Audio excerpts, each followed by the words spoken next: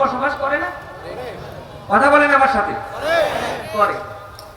হিন্দুরা সৃষ্টিকর্তা বিশ্বাস করে, করে কি না? সৃষ্টিকর্তারে খুশি করার জন্য 12 মাসে 13টা পূজা করে।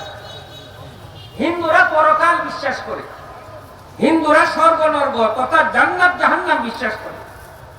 আপনারা বলেন তো হিন্দুরা কি মুমিন? না। কেন? তারা কি সৃষ্টিকর্তা বিশ্বাস করে না? তারা কি পরকাল বিশ্বাস করে না? জান্নাত জাহান্নাম বিশ্বাস করে না? করার পরও তারা মুমিন না কেন? তারা অনেক প্রভুর ইরার সাথে শিরিক করে, শরীক করে। ঠিক না? ঠিক। শরীক করার কারণে হিন্দুরা হইল মুশরিক। বলেন, শরীক করার কারণে হিন্দুরা কি মুশরিক? যে কাজ হিন্দুরা করে এই কাজ যদি কোনো মুসলমানে করে তার ঈমান থাকবো না ঈমান বানবো? তাহলে একটা উদাহরণ, হিন্দুরা তাদের ধর্মগুরুরা পুজো করার জন্য সুন্দর করে মন্দির বানায়। আমরা আমাদের ওলিদের মাজারে পূজা করার জন্য সুন্দর করে মাজার বানাই। হিন্দুরা তাদের ধর্মগুরুকে শাড়ি কাপড় দিয়ে ডাকে, আমরা আমাদের মাজারকে দামি চাদর দিয়ে ডাকি। হিন্দুরা তাদের মন্দিরে সন্ধ্যাবাতি ধরা, আমরা আমাদের মাজারের মধ্যে বড় বড় মোমবাতি ধরাই। হিন্দুরা তাদের মূর্তির সামনে গিয়া প্রণাম করে, আমরা এত নিকৃষ্ট মুসলমান, আমরা মাজারে গিয়া প্রণামও করি, সেই দাও দেই। হিন্দুরা তাদের মন্ত্রীর সামনে গিয়া প্রার্থনা করে গিয়ে বলে, মা সরস্বতী, মা দুর্গা, মা এরকম তো এরকম, আমার ধনী বানিয়ে দাও, বিয়ের ব্যবস্থা করে দাও, অর্থনীতি সবল করে দাও, রোগ মুক্তি করে দাও। আমরাও কে বলি, বাবা সন্তান দাও। আরে বলি কি বলি না? আমরাও কে বলি, বন্ধু সন্তান দাও। হিন্দুরা কে বলে, মা তুমি আমারে নির্বাচনে পাশ করে দাও। আমরাও কে বলি, বাবা তুমি নির্বাচনে পাশ করে দাও। বলি কি বলি না? হিন্দুরা তাদের মূর্তির সামনে রাত ভোর তারা কীর্তন করে, আমরাও বাজারের মধ্যে মারফতের বড় বড় সম্রাট আইনা, মমতাজ রাইনা রাত ভোর আমরা কাওয়ালি গাওয়াই।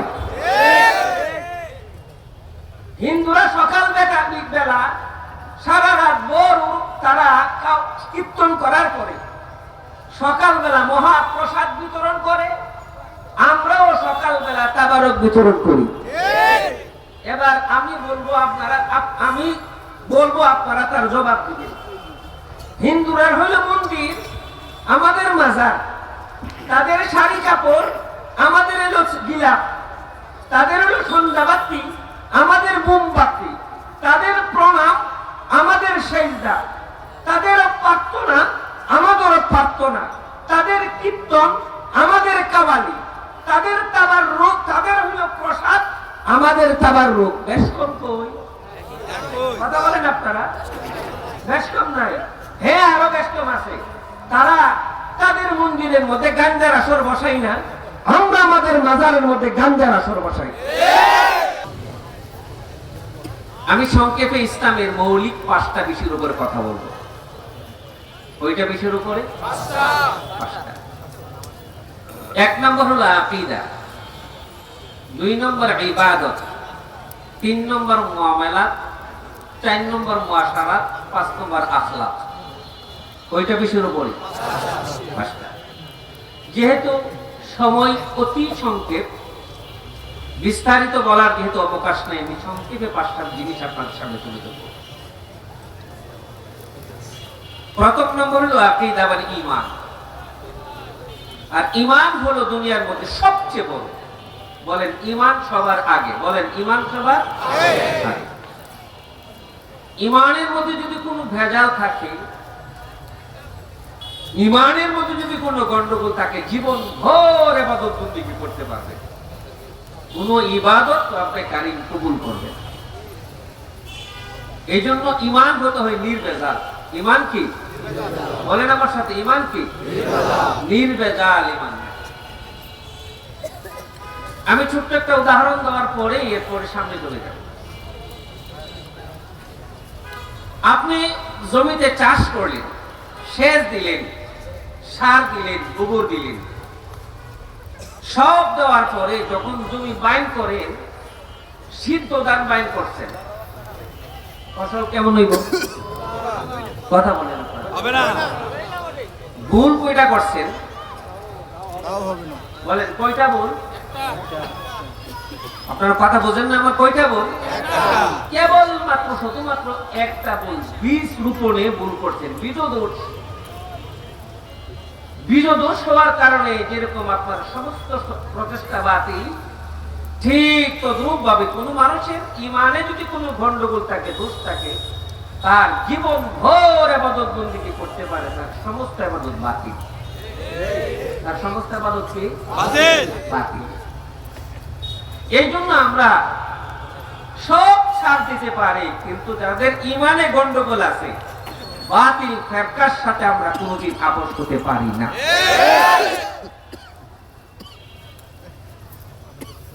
এবার হলো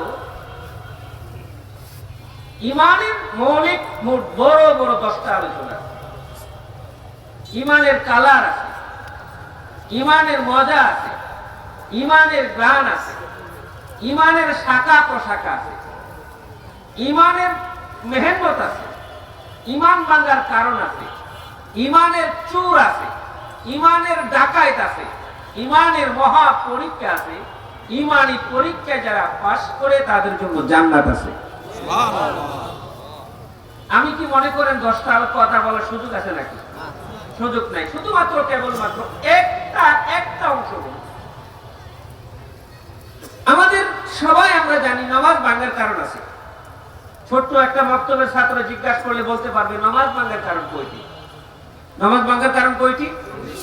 19টি। বলেন নামাজ ভাঙার কারণ কয়টি? 19টি। উযু ভাঙার কারণ কয়টি? 7টি। মাশাআল্লাহ। তো যদি বলি ঈমান ভাঙার কারণ কয়টি? বহু মুসলমান ঈমান ভাঙার কারণ জানে না। ঈমান ভাঙার মোটামুটি বড় বড় কারণ আছে 30টি। ঈমান ভাঙার বড় বড় কারণ কয়টা আসে? 30টি বড় বড় কারণ আছে ঈমান ভাঙার কারণ। আল্লাহর জাতের সাথে, আল্লাহর সিফাতের সাথে, আল্লাহর ইবাদতের সাথে, আল্লাহর আদতের সাথে কেউ যদি কোনোভাবে শিরিক করে, সাথে সাথে তার ঈমানটা ভেঙে যায়। আর কোন মানুষের ঈমান যখন নাকি ভেঙে যায়, ওমা ইশরিক বিল্লাহ ফাকাদ হাবিতা আমালুহু ওয়া হুয়া ফিল আখিরাতি লামিনাল খাসিরিন। 70 বছর পর্যন্ত ইবাদত বন্দেগী করতে, এই মাত্র তার ঈমানটা ভেঙে গেল। আল্লাহর জাতের সাথে হোক, সিফাতের সাথে হোক, ইবাদতের সাথে হোক, আদতের সাথে হোক, কোন রকম যখন শিরিক করে 70 বছরের সমস্ত ইবাদত তার বাতিল হয়ে যায়। নাউজুবিল্লাহ বলবেন না? তাই যে ঈমান ভাঙার যে কারণগুলি আছে, এটা কি সহজ না মারাত্মক কঠিন? মারাত্মক একটা জিনিস। আমি সবগুলির উদাহরণ যেহেতু দিতে পারবো না, কেবলমাত্র শুধুমাত্র একটার উদাহরণ দেব। সেটা কি? আমাদের দেশে হিন্দু বসবাস করে না? কথা বলেন আমার সাথে। করে। হিন্দুরা সৃষ্টিকর্তা বিশ্বাস করে, করে কি না? সৃষ্টিকর্তারে খুশি করার জন্য 12 মাসে 13টা পূজা করে। হিন্দুরা পরকাল বিশ্বাস করে। হিন্দুরা স্বর্গ নরক তথা জান্নাত জাহান্নাম বিশ্বাস করে। আপনারা বলেন তো হিন্দুরা কি মুমিন? না। কেন? তারা কি সৃষ্টিকর্তা বিশ্বাস করে না? তারা কি পরকাল বিশ্বাস করে না? জান্নাত জাহান্নাম বিশ্বাস করে না? করার পরও তারা মুমিন না কেন? তারা অনেক প্রভুর ইরার সাথে শিরিক করে, শরীক করে। ঠিক না? ঠিক। শরীক করার কারণে হিন্দুরা হইল মুশরিক। বলেন শরীক করার কারণে হিন্দুরা কি? মুশরিক। যে কাজ হিন্দুরা করে, এই কাজ যদি কোনো মুসলমানে করে, তার ঈমান থাকবো না ঈমান ভাঙবো? তাহলে একটা উদাহরণ। হিন্দুরা তাদের ধর্মগুরুরা পুজো করার জন্য সুন্দর করে মন্দির বানায়। আমরা আমাদের ওলিদের মাজারে পূজা করার জন্য সুন্দর করে মাজার বানাই। হিন্দুরা তাদের ধর্মগুরুকে শাড়ি কাপড় দিয়ে রাখে, আমরা আমাদের মাজারকে দামি চাদর দিয়ে ডাকি। হিন্দুরা তাদের মন্দিরে সন্ধ্যাবাতি ধরা, আমরা আমাদের মাজারের মধ্যে বড় বড় মোমবাতি ধরাই। হিন্দুরা তাদের মূর্তির সামনে গিয়া প্রণাম করে। আমরা এত নিকৃষ্ট মুসলমান, আমরা মাজারে গিয়া প্রণামও করি, সেই দাও দেই। হিন্দুরা তাদের মন্ত্রীর সামনে গিয়া প্রার্থনা করে গিয়ে বলে, মা সরস্বতী, মা দুর্গা, মা এরকম তো এরকম, আমার ধনী বানিয়ে দাও, বিয়ের ব্যবস্থা করে দাও, অর্থনীতি সবল করে দাও, রোগ মুক্তি করে দাও। আমরাও কে বলি, বাবা সন্তান দাও। আরে বলি কি বলি না? আমরাও কে বলি, বন্ধু সন্তান দাও। হিন্দুরা কে বলে, মা তুমি আমারে নির্বাচনে পাশ করে দাও। আমরাও কে বলি, বাবা তুমি নির্বাচনে পাশ করে দাও। বলি কি বলি না? হিন্দুরা তাদের মূর্তির সামনে রাত ভোর তারা কীর্তন করে।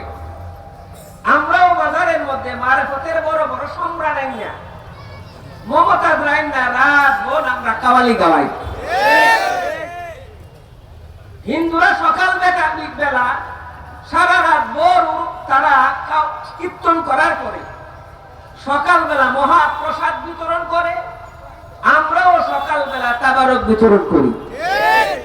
এবার আমি বলবো আপনারা তার জবাব দিবেন। হিন্দুরা হলো মন্দির, আমাদের মাজার, তাদের শাড়ি কাপড় আমাদের হলো গিলাপ, তাদের হলো সন্ধ্যাবাতি আমাদের মোমবাতি, তাদের প্রণাম আমাদের সেজদা, তাদের প্রার্থনা আমাদের প্রার্থনা, তাদের কীর্তন আমাদের কাওয়ালি, তাদের তাবার রোগ, তাদের হলো প্রসাদ আমাদের তাবার রোগ। বেশ কম কই কথা বলেন আপনারা? বেশ কম নাই? হ্যাঁ, আরো বেশ কম আছে। তারা তাদের মন্দিরের মধ্যে গাঞ্জার আসর বসাই না, আমরা আমাদের মাজারের মধ্যে গাঞ্জার আসর বসাই। তারা নারী পুরুষ একাকার হয়ে নাচানাচি করে না, আমরা আমাদের আল্লাহর ওলিদের মাজারের মধ্যে নারী পুরুষ একাকার হয়ে নাচানাচি করে। বড় পরিতাপের বিষয় হইল আমাদের বলে আমরা ওলি বিরোধী। হযরত উলামায়ে কেরাম কোন ওলি বিরোধী না, উলামায়ে কেরাম হইল ওলির পক্ষের শক্তি। কিন্তু তোমরা ওলির মাজারের মধ্যে গিয়া গাঞ্জা খাইবা, বেড়া বিড়ি নাচানাচি করবা, আকাম করবা, কুকাম করবা, এগুলির বিরোধী আমরা। আমরা কেউ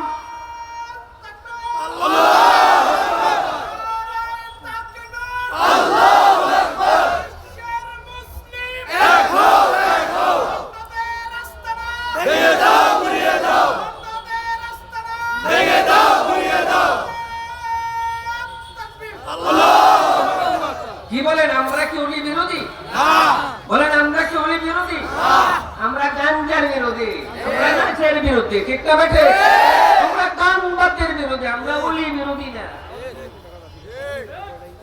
তাহলে বলতেছিলাম ইমানের সবকটি আলোচনা বলা সম্ভব না, কেবলমাত্র শুধুমাত্র একটা বললাম, বাকির আপনারা বুঝে নিতে হবে। 2 নাম্বার হলো ইমানের বিরাট বড় বড় পরীক্ষা আছে। ইমানের কি আছে? শুধু একটা পরীক্ষা করে আমার দ্বিতীয় আলোচনার মধ্যে চলে যাবে। হযরত হুযায়ফা ইয়ামানী রাদিয়াল্লাহু তাআলা আনহু আল্লাহ রাসূলের হাতে গড়া সাহাবী 70 জনকে লয়ে এসে দাওয়াতি মিশন নিয়া, ইনকিলাবী একটা বিপ্লব নিয়া দাওয়াতি মিশন নিয়ে চলে গেলেন রোম সম্রাটের দেশে। যেই মাত্র রোম সম্রাটের কাছে গেছেন, যাওয়ার পরে রোম সম্রাট ওনারে গ্রেফতার করে ফেলল। আল্লাহ রাসূলের হাতে গড়া সাহাবী 70 জনকে যখন নাকি গ্রেফতার করে ফেলল, গ্রেফতার করার পরে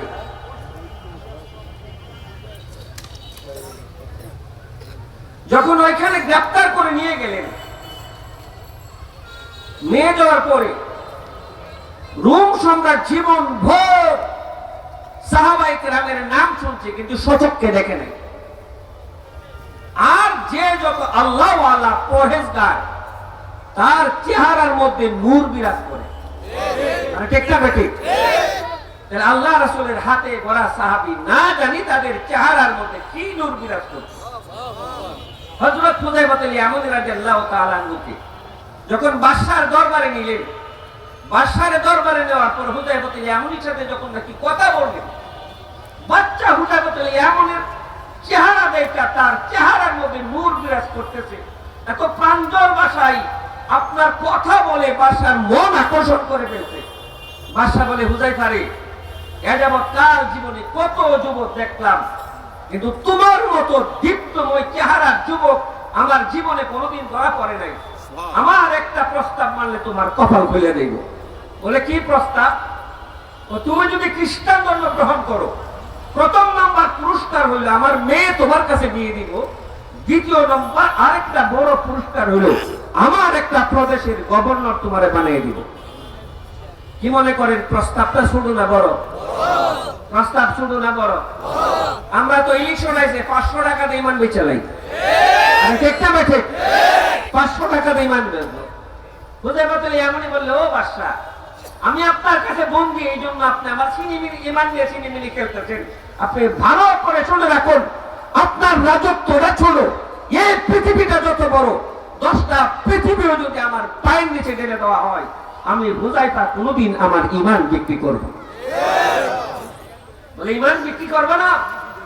আমার সামনে তুমি চক্রাঙ্গে কথা বলো, আমি বিশ্বের পরাশক্তি, জল্লাদ কোথায় যাও, তাকে ফাঁসির কাষ্ঠের মধ্যে ঝোলা। যেই মাত্র ফাঁসির হুকুম দিল, সাথে সাথে হযরত হুযায়ফা ইয়ামানি আবার মুস্কি মুস্কি হাসতেছে। বাদশা তো আরো আশ্চর্য হয়ে গেল। আমি দিলাম ফাঁসির হুকুম, আমি মনে করছি সে প্রাণ ভিক্ষা চাইবে, কিন্তু সে প্রাণ ভিক্ষা না চাইয়া সে হাসতেছে। আমার ব্যাপারটা বুঝে আসে না। জিজ্ঞাসা করলো, হুযায়ফা, আমি তোমারে হত্যার হুকুম দিলাম, ফাঁসির কাষ্ঠে ঝুলাইবে, আর তুমি কিন্তু ফাঁসির কাষ্ঠে ঝুলবা না, তুমি হাসতেছো, কারণ কেন? হযরত হুযায়ফা ইয়ামানি বলল, ও বাদশা, জীবন ভোর আল্লাহর কাছে দোয়া করছে, আল্লাহুম্মা রযুকনা শাহাদাতান ফি সাবিলিক, রব্বে কারীম বিছানায় পড়ে মওত দিও না, যাতে শাহাদাতের মওত আমি দুনিয়াতে হয়ে যেতে পারি, শহীদ যাতে হতে পারি। কেন শহীদ হব? ওয়ালা তাকুনু লিমা ইয়াকতালু ফি সাবিলিল্লাহি আমওয়াত বাল আহইয়া ওয়ালাকিন লা তাশউরুন। দুনিয়ার মধ্যে যারা শাহাদাত বরণ করে, রব্বে কারীম দেখে বলে, তাদের তোমরা মৃত্যু বললো না, তারা জিন্দা, মরতে দেরি হয়, তারা সাথে সাথে আল্লাহ তৈরি জান্নাতে যাইতে দেরি হয় না। এত সারা জীবন ভোর আল্লাহর কাছে তামান্না করছে, আল্লাহ যাতে আমারে শহীদ করে। আজকে যে শহীদ হইতে পারতেছি, এই জন্য আমি আসতেছি। বলে, তুমি মরতে বই পাও না, তাইলে তোমার সাধারণ ভাবে তোমাকে মরতে হবে না। ওই জল্লাদ কোথায় যাও, তৈল গরম করো। এবার তৈল ফুটন্ত বিশাল কড়াইয়ের মধ্যে যখন তৈল গরম করলো, হযরত হুযায়ফা ইয়ামানি রাদিয়াল্লাহু তাআলা আনহুর একজন সাথী, উনাকে এনে সেরা যেই মাত্র আল্লাহ রাসূলের সাহাবীকে তৈলের মধ্যে নিক্ষেপ করলো, সাথে সাথে আল্লাহ রাসূলের সাহাবী মাছের মতো ভাজা হয়ে গেল। এই দৃশ্য দেখার পর হুযায়ফা ইয়ামানি আবার জোর করে কাঁদতে আরম্ভ করলো। বাদশা বলল, হুযায়ফা, চোখের সামনে দেখছো তোমার সাথী কিভাবে মাছের মতো ভাজা হয়ে গেছে, তোমার এবার পালা, তুমি আবার চিন্তা করে বলো। হুযায়ফা ইয়ামানি বলে, বাদশা রে, আমি আমার প্রাণের ভয়ে কান্না করতেছি না, আমি একটা তামান্নার জন্য কান্না করতেছি। বলে, কি তামান্না? একটু আগে যে সাহাবী দুনিয়াতে বিদায় হয়ে গেছে, তার সাথে আমার একটা নীরব প্রতিযোগিতা ছিল। সে যদি 4 রাকাত তাহাজ্জুদ পড়তো, আমি 8 রাকাত তাহাজ্জুদ পড়তাম। একবার আল্লাহর রাস্তায় গেলে আমি 2 বার আল্লাহর রাস্তায় যাইতাম। 1 টাকা দান করলে আমি 2 টাকা আল্লাহর রাস্তায় দান করতাম। নেকের প্রতিযোগিতার মধ্যে জীবনে সে কোনোদিন আমার হারাইতে পারে নাই। আজকে যে আগে শাহাদাত বরণ কইরা আমারে হারাইয়া আগে জান্নাতে চলে গেছে, এই জন্য আমি কাঁদতেছি। সাহাবায়ে কেরাম কি করতেন? আপনার মওতের প্রতিযোগিতা করতেন, যাতে আগে জান্নাতে যেতে পারে, যাতে আগে জান্নাতে যেতে পারে। আপনারা দেখছেন না ঈমান? কুরআন পড়ে দেখুন, হযরতে আসিয়াকে, সে ছিল মিশরের রানী, যার পা জীবনে মাটি স্পর্শ করে নাই, মকমল বিছানা ছাড়া জীবনে সই নাই। সেই আসিয়াকে ঈমানের জন্য যখন চাবুক মারতে মারতে ক্ষত বিক্ষত করে ফেললো, আসিয়া আস্তে করলো, বলল, হামান, চাবুক মারতে মারতে মারতে মারতে শরীর থেকে প্রাণ বাহির করতে পারবে, কিন্তু শরীর থেকে ঈমান বাহির করতে পারবি না। প্রাণ বাহির করতে পারবে, কিন্তু ঈমান বাহির করতে পারবি না, কারণ ঈমান এত বড় দৌলত। বলো, তাই নাকি? এবার এবার এবার তো ফেরাউন বলল, কাজ কর, যখন সহজ হবে না, আসিয়ার ফাঁসির ব্যবস্থা কর। এ যুগের ফাঁসি আর আগের যুগের ফাঁসির মধ্যে বেশ কম ছিল। আসিয়ার 2 হাতের মধ্যে পেরাক মারলো, পায়ের মধ্যে পেরাক মারলো। পেরাক মারার পরে একজন সুন্দর আপনার সম্ভ্রান্ত মুসলিম মেয়ের গায়ে থেকে পোশাকটা খুলে ফেললো। পোশাকটা যখন নাকি খুলে ফেললো, এবার বললো নমরুদ কাজ কর, আমার চোখের সামনে তার চামড়া খুলে দে, চামড়া খুলে ফেল। আস্তে করে আসে বলো রাব্বিবনি ইনদাকা বাইতান ফিল জান্নাহ, আল্লাহ ঈমানের বদৌলতে আপনি তো আমাকে জান্নাত দিবেন, দয়া করে মেহেরবানি করে জান্নাতটা আমার চোখের সামনে তুলে ধরেন, যাতে জান্নাতটা দেখতে দেখতে দুনিয়াতে বিদায় হতে পারে। আসমানের মালিক আল্লাহ জিবরাইলকে ডেকে বলেন, ও জিবরাইল, আমার আসিয়া রাজত্ব ছাড়লো, রানীগিরি ছাড়লো, সব ছাড়লো, কিন্তু ঈমান ছাড়লো না। যা তার সব চোখের সামনে জান্নাত তুলে ধর। আসিয়ার চোখের সামনে জান্নাত তুলে ধরলো।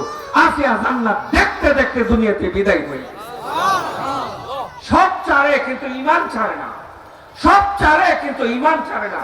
হুযায়ফাতুল ইয়ামানি বলল, আমি এই জন্য কাঁদতেছি না, কাঁদতেছি আমার আগে জান্নাতে চলে গেছে, এই জন্য আমি কাঁদতেছি। বাদশা তো আরো আমি অভিভূত হয়ে গেলেন, আরে তোমরা মওতকে এত পছন্দ করো? বলে হ্যাঁ, আমরা মওতকে এত পছন্দ করি, রফিকে আলার ডাকে সাথে যদি মিলিত হতে পারি, এর চেয়ে বড় আর পছন্দ হবে না। মরতে দেরি হবে, জান্নাতে দেরি হবে না। দুনিয়ার পানি আমরা পান করব না, জান্নাতে গিয়া আমরা হাউজে কাউসারের পানি আমরা পান করব। বাদশা বললেন, তাইলে এমন মহামানবকে আমি কি করব না, আমি তোমাকে ফাঁসির কাস্টে দেব না। যাও, তুমি যদি আমার কপালে একটা চুম্বন দিতে পারো, তাইলে আমি তোমাকে ছেড়ে দিব। হুযায়ফাতুল ইয়ামানি বললেন, আমি একা প্রাণ বাঁচাবার জন্য কাট্টা কাফেরের কপালে চুম্বন দিতে পারি না। তবে হ্যাঁ, আল্লাহ রাসূলের 70 জন সাহাবী আপনার কাছে বন্দী, আপনি যদি ওয়াদা করেন আমি আপনার কপালে চুমু দিলে 70 জনকে ছেড়ে দিবেন, তাইলে আমি চুমু দিতে পারি। বাদশা বলেন, যাও, আমি ওয়াদা করলাম। হুযায়ফাতুল ইয়ামানি উনার পবিত্র রুমালটা বাদশার কপালে রাইখা সেখানে একটা চুম্বন দিয়া 70 জন সাহাবী লইয়া মদিনাতুর রাসূল খলিফাতুল মুসলিমিন হযরত উমর রাদিয়াল্লাহু দরবারে গিয়ে হাজির হয়ে গেলেন। সব ছাড়লেন, ঈমানি পরীক্ষার মধ্যে ন্যূনতম ছাড় নেই, ঠিক না ঠিক? এই জন্য ঈমানটা সবার আগে। এবং কি ঈমান কি সবার আগে? তাহলে 1 নম্বর হলো 5টা মৌলিক জিনিসের মধ্যে 1 নম্বর হলো ঈমান। বলেন 1 নম্বর কি? ঈমান। 2 নম্বর হলো ইবাদত। বলেন 2 নম্বর কি? ইবাদত। বলেন আমার সাথে 2 নম্বর কি? ইবাদত। ইবাদত। ঈমানের পরে সবচেয়ে বড় গুরুত্বপূর্ণ জিনিস হলো ইবাদত। যেহেতু বিস্তারিত বলার সুযোগ নেই, আমি ইবাদতের অনেকগুলি অংশ আছে, সবগুলি বলবো না, শুধু একটা কথা আজকে বলবো। কয়টা কথা? বলেন আমার সাথে, কয়টা কথা? ইবাদত কবুল হইতে গেলে, আল্লাহর নিকট যদি কেউ ইবাদত কবুল করতে চায়, মোট 7টা জিনিস লাগে। কয়টা জিনিস? বলেন আমার সাথে, কয়টা জিনিস লাগে? 7টা জিনিস লাগে। যার ইবাদতে 7টা জিনিস আছে, তার ইবাদত আল্লাহর নিকট কবুল হবে। যার ইবাদতে 7টার মধ্যে একটা জিনিস নাই, তার ইবাদতের বাতিল। তার ইবাদত কি? বলেন আমার সাথে, তার ইবাদত কি? বাতিল।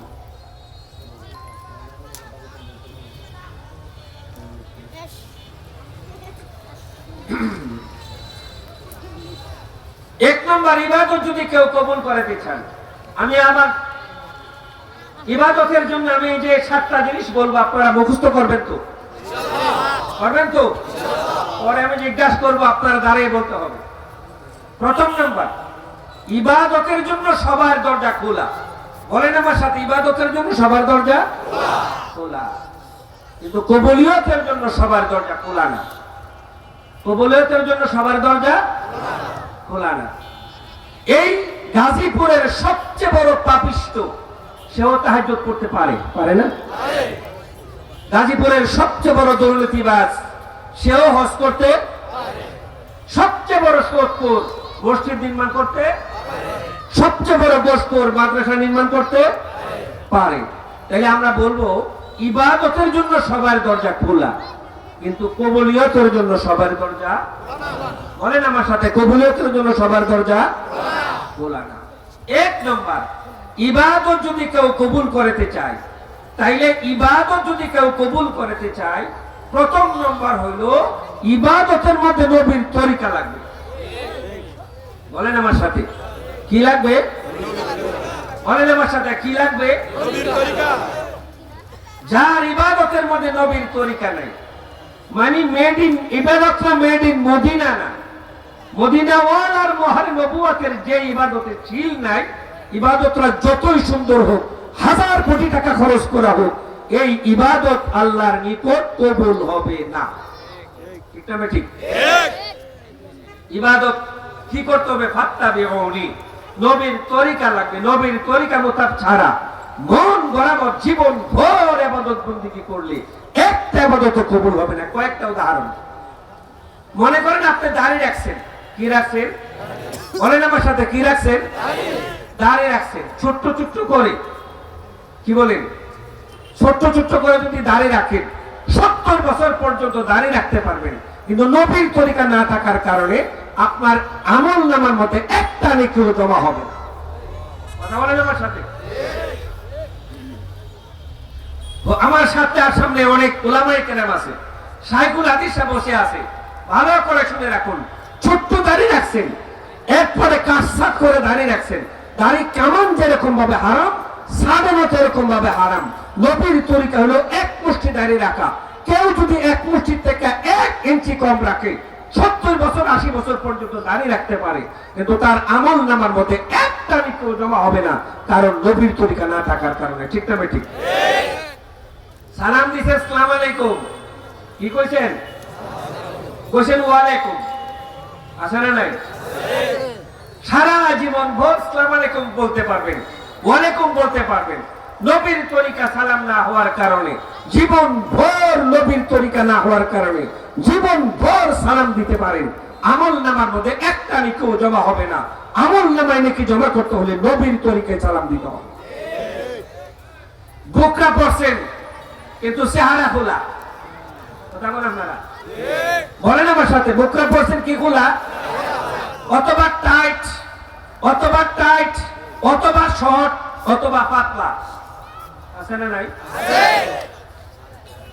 জীবন ভর টাইট বুকরা পড়তে পারেন, জীবন ভর শর্ট বুকরা পড়তে পারেন, জীবন ভর পাতলা বুকরা পড়তে পারেন, জীবন ভর বুকরা পরে চেহারা খুলে রাখতে পারেন। আমল নামার মধ্যে একটা নেকিও জমা হবে না। আমল নামার মধ্যে যদি নেকি জমা করতে চান, নবীর তরিকায় দিলাদারা বুকরা পড়তে হবে, নবীর তরিকায় নেকাব পড়তে হবে। ঠিক না ঠিক? চেহারা খুলে রাখলে কোনো কাম হবে না। সেজদা বালা জিনিসটা খারাপ জিনিস। কি বলেন? আল্লাহরে সেজদা দেন বালা জিনিসটা খারাপ জিনিস, বালা জিনিস। কিন্তু জানাজার মধ্যে দাঁড়ায় সেজদা দিচ্ছেন, জানাজা হইব না বাতিল? কারণ নবীর তরিকায় সেজদা না দেওয়ার কারণে তার সেজদা বাতিল। রোজা বালা জিনিসটা খারাপ জিনিস। ঈদের দিন রোজা রাখছেন, হইব নি? হইতো না। এবার আমি আপনাদের আরেকটু ইঙ্গিত দিতে চাই। নবীজির রোজার উরুস কত তারিখ? উরুস নেই। সাইদুস সুহাদ হামজা রাদিয়াল্লাহু তাআলা আনহু, সমস্ত শহীদদের সর্দার, যার কাছে শহীদদের পতাকা থাকতো, উরুস কত তারিখ? কথা বলেন না কেন আপনারা? আবু বকর সিদ্দিক রাদিয়াল্লাহু তাআলা আনহু, সমস্ত সিদ্দিকদের সর্দার, উরুস কত তারিখ?